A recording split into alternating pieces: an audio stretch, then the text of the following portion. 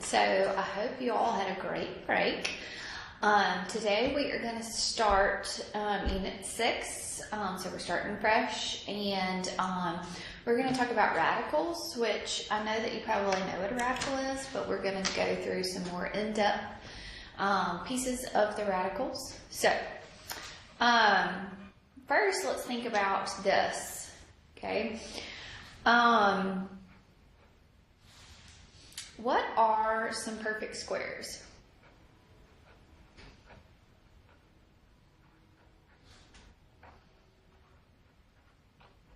Okay, so what do I mean by saying perfect square? So you can take the square root of it as a perfect square, so it's going to be a whole number. Okay, so a perfect square means that I would say like 1 squared would give me a 1, right? 2 squared would give me a 4. A 3 squared would give me a 9. 4 squared would give me a 16. 5 squared would give me a 25. A 6 squared would give me a 36. 7 squared would give me a 49. 8 squared would give me a 64. A 9 squared would give me an 81. And a 10 squared would give me a 100. Okay, we could keep going, but these are some perfect squares. So basically you're taking a number and you are squaring it, are perfect squares. Okay, so what about perfect cubes?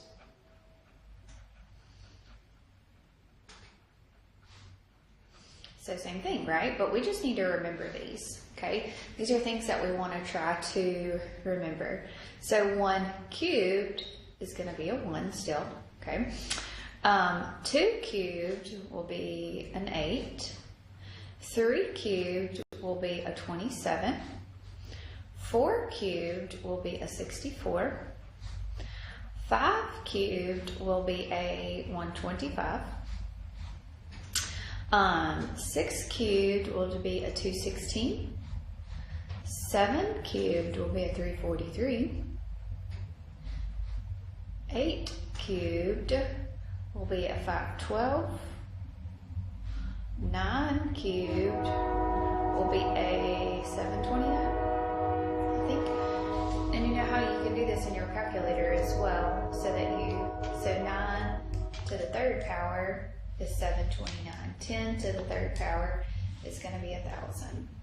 So did you see what I did, that little caret top? So 10 cubed would be 1,000. And we could just keep going with that.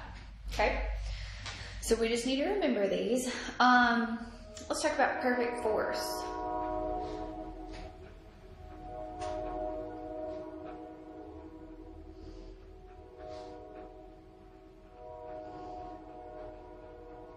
Okay, so that would be 1 to the 4th power, which is still going to be 1. It's going to be our special one. 2 to the 4th power, which is a 16. 3 to the 4th power, which is a 81.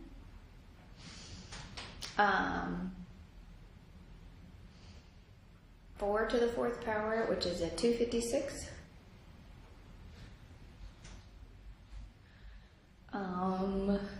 5 to the 4th power, which is a 625. 6 to the 4th power, which is a 1296. 7 to the 4th power, which is a 2401. All right, let's show you how to do that again. So 7 caret top to the 4th power, 2401. 8 to the 4th power is 4096. 9 to the 4th power is 65. Whoops, I'm sorry. Got messed up there. 9 to the 4th power is 6561. So we could just keep going there. Okay? All right, so we need to know, we need to have these in our brain, that some of these are perfect squares, perfect cubes, and perfect fours. Really, I want you to just be able to know your perfect squares and your perfect cubes for sure. Okay? So, now, knowing these perfect squares, perfect cubes, and perfect fours, then we can look at radical notation. So, today. That's a 2. This should be your 3. And that should be a 4. Sorry. Parts of a radical. Not back from Christmas break yet. All right, so this is what radical notation looks like, okay? This N right here is your index, okay? This little sign represents your radical sign.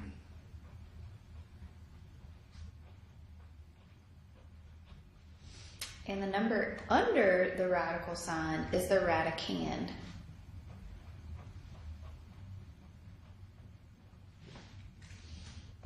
Okay, so if there is no index, so this is something that we need to know. If there is no index, okay, it is assumed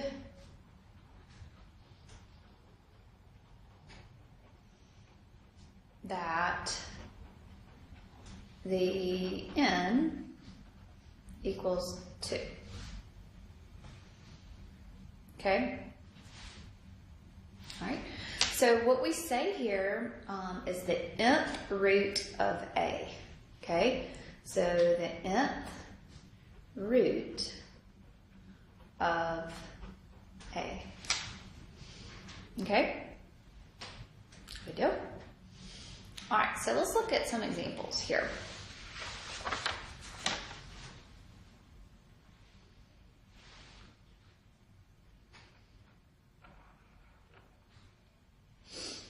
Alrighty, so if I take the square root of 16, okay, we want to list all possible roots of the square root of 16. So list all possible roots of the radicals below.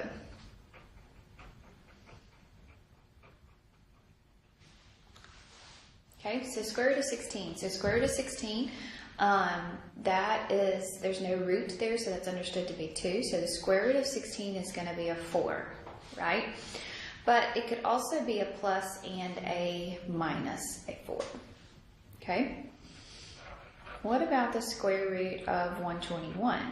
So square root of 121 is a perfect square, so that's an 11, right? So 11 times 11 gives you a 121, right? Okay, so the square root of that will be an 11. So it'll be a plus and a minus. Okay.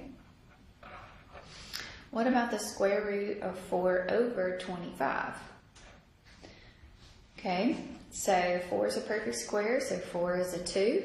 Square root of 25 is a 5. So plus and a minus. Okay, what about, now I'm going to change the index to a 3 here, so the cube root of 8. Okay, so the cube root of a positive 8. So the cube root of 8 is going to be a 2. Can it be a plus and a minus 2? Because remember, 8 is 4 times 2, and 4 is 2 times 2. So it's 3 2's, or what, 2 cubed, underneath there, like that. Okay, so 8 represents 2 cubed. Take those little away, and you're going to be left with 2. So could it be negative? Could it be a negative, negative, negative? Because a negative times a negative is a positive, but then that positive times another negative would be a negative. So this one is not going to be a plus and a minus, a 2.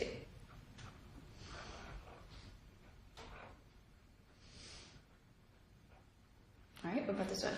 The cube root of 343. So the cube root of 343. So that is just going to be a positive 7. What about the cube root of a negative 125?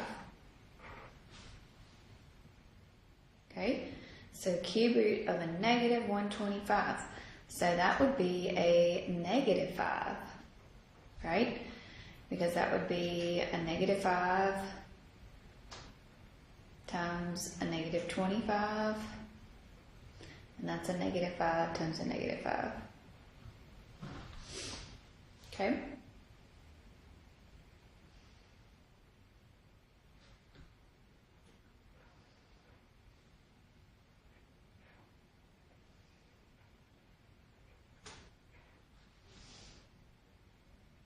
Okay, so what about the cube root of 1 over 27? So that'll be 1 over 3.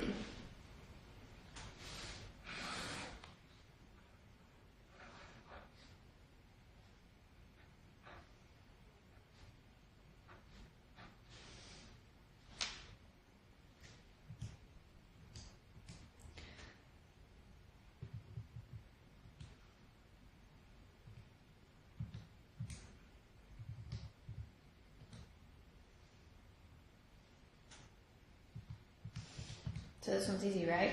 So the fourth root of 1 is going to be 1.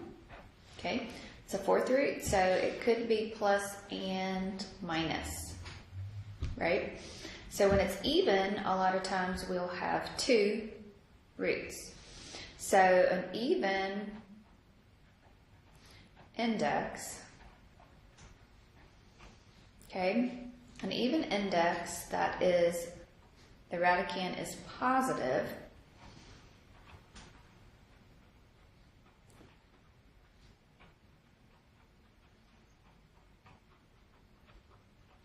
okay, produces 2 roots, a plus and a minus, okay, right? Okay, if it was an even index and there was a negative underneath it,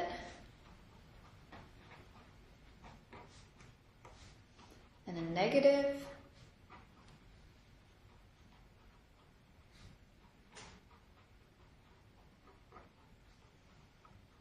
okay, so there's a negative underneath the radical, so that means that it's going to be 2 imaginary roots.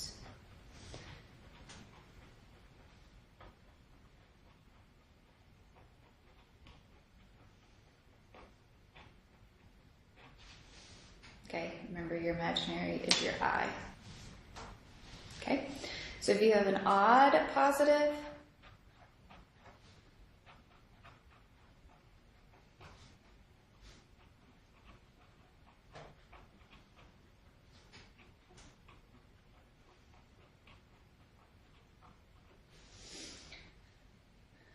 you're going to have 1 positive root.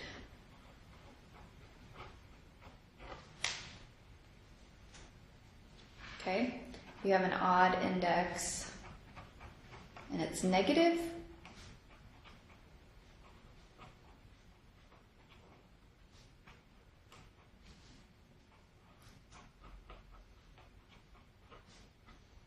okay, it's going to be 1 root and it's going to be a negative. Okay.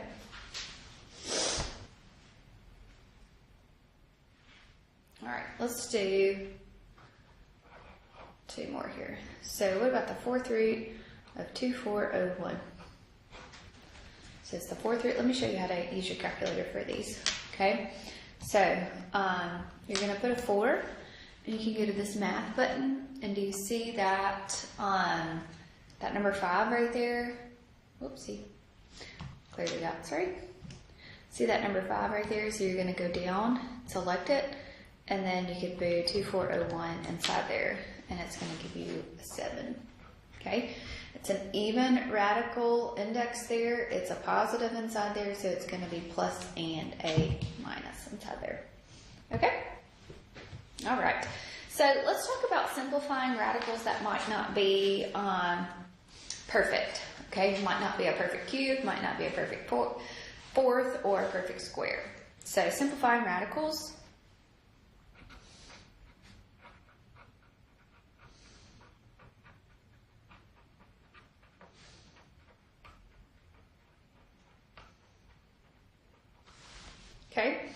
So what you're going to do is simplify. You're going to find the root, okay?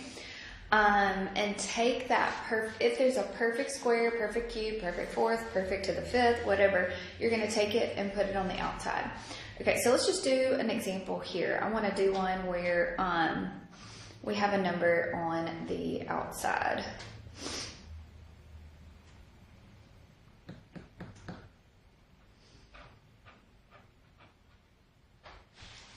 Okay, so if you simplify a radical, so this says 2 times the square root of 117.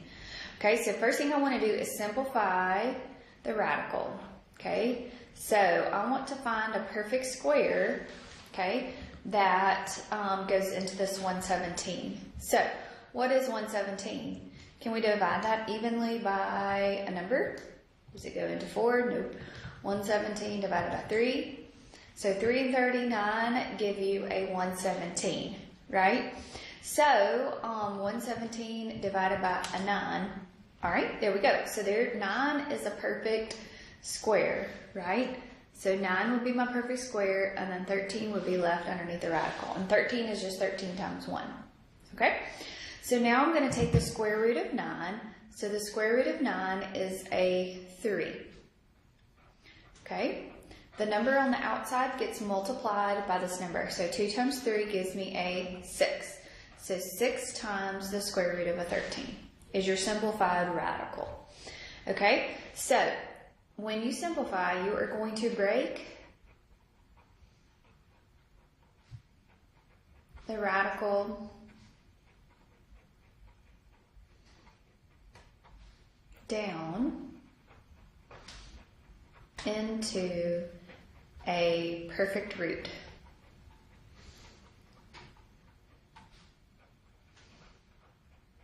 Okay, so you're going to take that root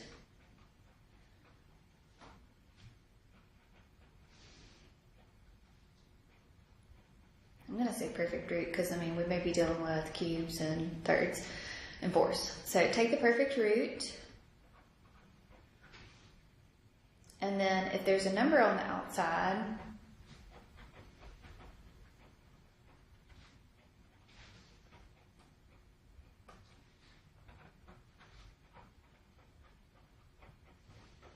multiply. Okay, so let's do an example here. So if I have 4 times the square root of 320, okay, so 4 times the square root of 320. So 320 divided by, oops, that's not divided by, 320 divided by 4. Okay, so it's 4 times 80. 4 is a perfect square, but 80 here, let's see, I think that can break down some more. So what if I said 320 divided by 8? All right, so far, so 8 is not a perfect square, but maybe 8 times 8 is what? 64, so let's do 320 divided by 64. So 320 divided by 64, so there's my perfect root. So this is going to be 4 times the square root of 64 times the square root of 5. Okay, so square root of 64 is an 8. So now we're going to multiply, so 4 times 8 gives me a 32. Okay. All right, y'all try to do this one here. This one is going to be a cubed.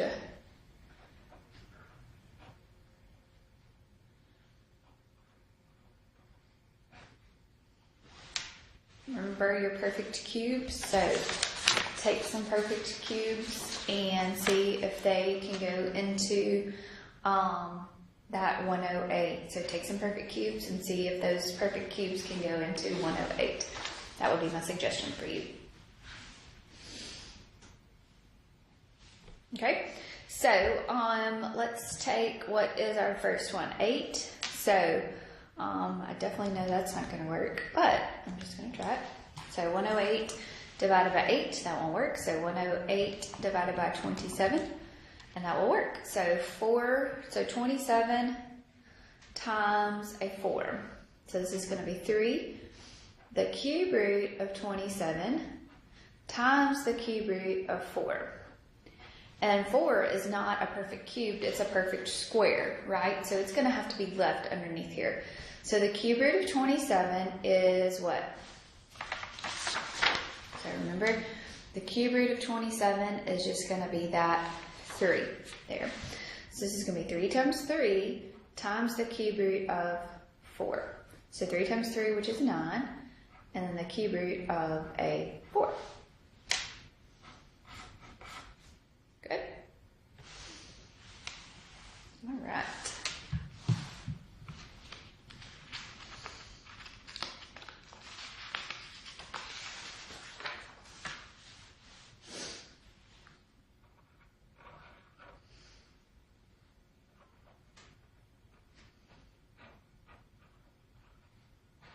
All right, I'll try to do this one for me.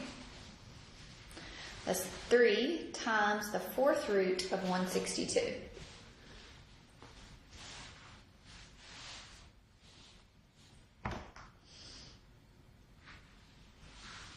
Okay, so 3 times, now we want to look at our fourths and see, so here's our 4th roots. So which number of our 4th roots is going to go into that 162? Okay, whoops, I didn't pull it up. So which one of these 4th roots is going to go into that 162? So 116 or 81, because 256 is definitely not going to go into it, right? All right, so 162, so 162 divided by 16. 162 divided by 81. All right, there we go. So we'll have 3 times the 4th root of 81 times the 4th root of 2. The 4th root of 81 is a 3.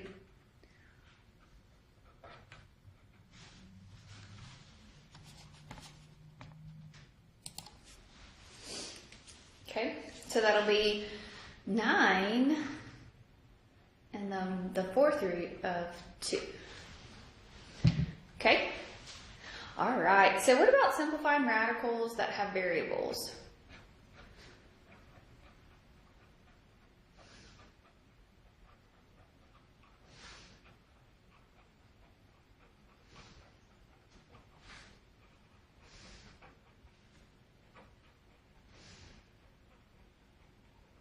All right, so if we just have a square root, right?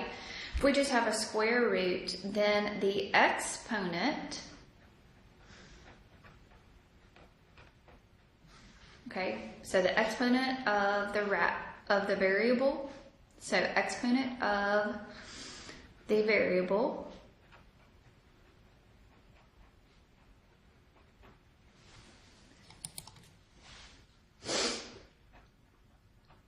so it must be multiples of 2.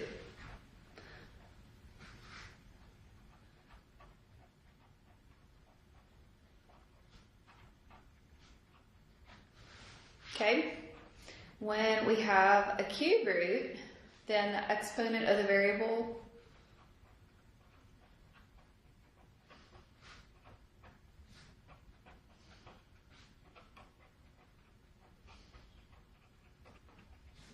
must be multiples of 3.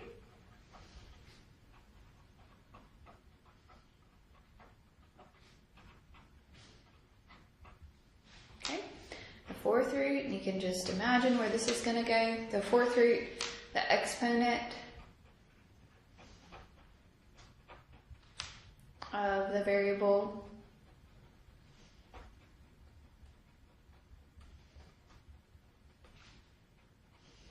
must be multiples of 4.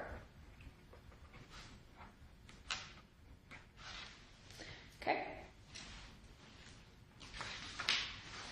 All right, so let's look here. We have the square root of 32, x to the 4th, y to the 9th.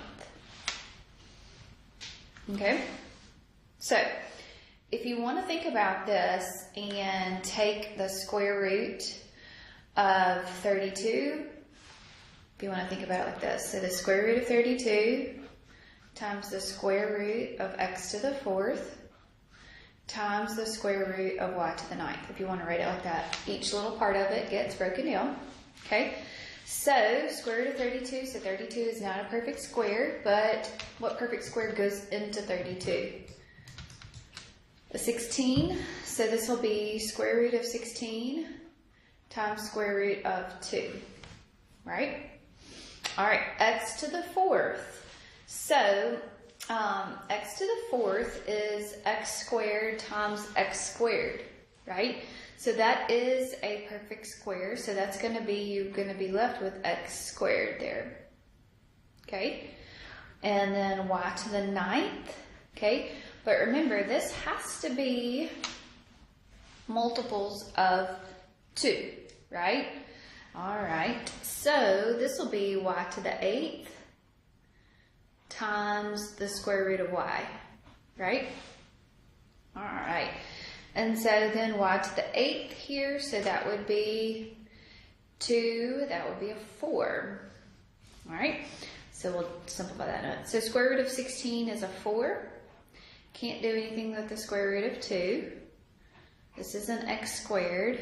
Y to the 8th would be y to the 4. And then we'll have square root of y there. Okay, so put all your things that do not go underneath the radical together. And put the radicals then back together. So 2 times y.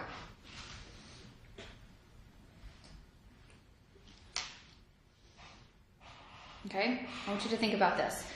When you're looking at a radical, basically you're going to divide that number by 2. Okay, 9 divided by 2 doesn't go evenly, so you need to figure out something that does go evenly in there, which would be your next one down, which would be an 8. So 8 divided by 2 would leave you with a y to the 4th. Okay? Sometimes variables are a little bit more difficult. So, alright, let's try one more. And then I'm going to let y'all start on your homework.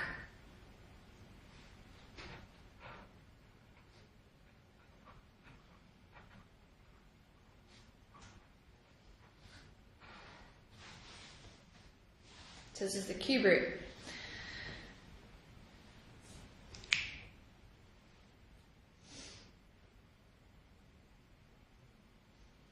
Okay, so the cube root of 56. So 56 divided by, what would be a cube root? 8. All right, here we go. So 8 times 7. So this will be the cube root of 56 times the cube root of r to the 8th times the cube root of s to the 4th. Okay, so the cube root of 56 will be 8 times 7. Cube root of 8, 8 divided by 3 doesn't go evenly, but we need to figure out something that does. Okay, so 6 would go evenly, so this would be r to the 6th times the cube root of r squared. Okay, remember if you were to get those together, 6 plus 2 gives you that 8 right there. Okay, so same thing with s to the 4th doesn't go evenly by 3, so s cubed would, and then you would be left with an s here. So these two, s cubed and s would give you that s to the 4th. All right, cube root of 8, so all these are going to be perfect, right? So cube root of 8 is going to be 2. We're going to be left with the cube root of 7. Cube root here, so 6 divided by 3, so that would leave me with an r squared. 3 divided by 3 would leave me with an s, right? So we would still have this cube root of r squared. And then, oops, I'm sorry, I didn't write it there. Cube root of s. So get everything that's underneath the radicals together and everything that's not together. So 2r squared s. Cube root of 7, r squared s. Okay? All right. So now let's work on your homework for this section and see if you can get that finished and completed. Okay? Y'all have a great day.